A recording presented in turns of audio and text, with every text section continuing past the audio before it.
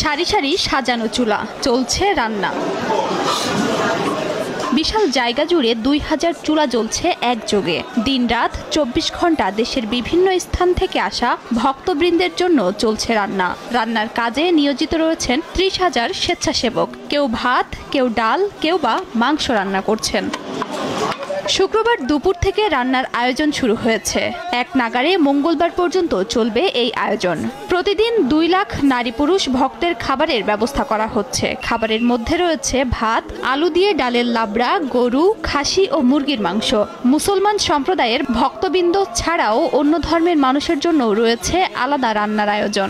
আমরা প্রায় 30,000 কর্মী সম্পূর্ণ পাকশালা আমরা অ্যারেঞ্জমেন্ট করিয়া পাকের সমাধান করতেছি। গরুর মাংস আছে, মহিষ আছে, উট আছে, দুম্বা আছে, মেষ আছে, এরপরে ভেড়া বকরি আছে, আরো বিভিন্ন হাঁস মুরগি বিভিন্ন জাতের, মানে এমন কোন জাত হরিণ সরিং লাগে আসে এমন কোন খাবার সমর্থন মতো যত পশুপক্ষী আছে সম্পূর্ণ পাকশালায় পাক হইতেছে। 1 থেকে 1.5 লক্ষ লোকের খানা প্রতিদিন পাক হবে, আর প্রতিদিনই এর চেয়ে ডাবল বাড়বে ইনশাল্লাহ। রান্নার পর সারিবদ্ধভাবে রাখা হচ্ছে খাবার। সেখান থেকে নিয়ে যাওয়া হচ্ছে নির্দিষ্ট জায়গায়। সেখানে সারিবদ্ধভাবে ভক্তরা মাটির প্লেটে নিচ্ছেন তাদের খাবার। খাওয়া শেষে মাটির প্লেট ধুয়ে রাখছেন নির্দিষ্ট জায়গায়। এত ভক্তের সমাগম হলেও নেই কোনো বিশৃঙ্খলা।